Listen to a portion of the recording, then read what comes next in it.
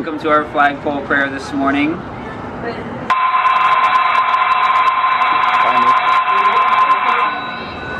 Our passage comes from Luke's Gospel, chapter 6. Looking at his disciples, Jesus said, "Blessed are you who are poor, for yours is the kingdom of God. Blessed are you who hunger now, for you will be satisfied. Blessed are you who weep now, for you will laugh. Blessed are you when people hate you, when they exclude you and insult you and reject your name as evil because of the Son of Man. Rejoice in that day and leap for joy, because great is your reward in heaven. For that is how their ancestors treated the prophets." Ellie's going to share a reflection this morning. So during my junior year, I knew I wanted to go on immersion, and I applied for one that was going to go to Los Angeles, but then the trip was canceled, and kind of out of nowhere, I was offered a spot on the Chile trip instead. And I was really nervous because I'd never left the United States before. Like, I wasn't going to be with my parents. It was really expensive, and my Spanish was not great, but the work was going to be directly with kids, which is something I've always been really passionate about. Like, I work in a daycare and stuff, so I decided to try it, and I talked to my parents about it, and they agreed it was too big of an opportunity to pass up. So at the beginning of the summer, Mr. Harold and Mr. Marion were both on the trip with me, and we flew to Atlanta and then down to Chile, and we spent like 15 hours on the plane, like just on the plane, let alone like the layover and everything. Like, it was a lot of travel. And then we drove to a town called El Quisco, which in the summer is a really popular resort town in Chile, but it was wintertime in the southern hemisphere, so it was like almost empty. And there were just like dogs everywhere, stray dogs, and they didn't really have any way to, like, they didn't have a pound or any way to get rid of them, so they were just everywhere.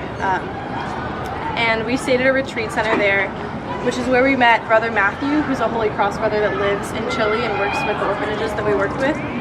And then while we were in El Quisco, we worked with one specific orphanage for most of the time, and we brought them lots of donations, like toys and clothes, and we spent hours with them almost every day. We played like soccer with them, and we kind of drew with sidewalk chalk, and we tried to communicate. Like, they all spoke Spanish, so it was really hard, especially for the kids that spoke French. But we tried to like exchange words for stuff, and like the kids were really willing to learn, but the adults weren't, so it was nice to meet people that like actually wanted to talk to people that spoke English. And part of what I had trouble with on the immersion was how little we could actually do to like help these kids. We brought over as many donations as we could, and we planted flowers and stuff all over the grounds of the orphanage, but most of these kids didn't have parents or relatives who could take care of them, and we were kind of just like more temporary people in their life. There was something we could really do to improve their quality of life long term. But still, it was really cool to meet these kids from such a different background, and we'll never forget the memories that we had with them. And even though they had so little, they were really happy and grateful to just have us there. And then after our time in El Quisco, we went back to Santiago, which is the capital of Chile, and then we visited two schools that were Holy Cross schools, just like St. Francis. They were founded by Holy Cross brothers. The kids there could speak English almost perfectly. Like, the English in Chile is a lot better than the Spanish in America. And I remember we walked into this kindergarten classroom, and all the kids stood up and they started singing A Yellow Submarine by the Beatles. And I was just so amazed that these kindergartners from like a whole different continent knew the exact same songs that I used to sing like in preschool growing up.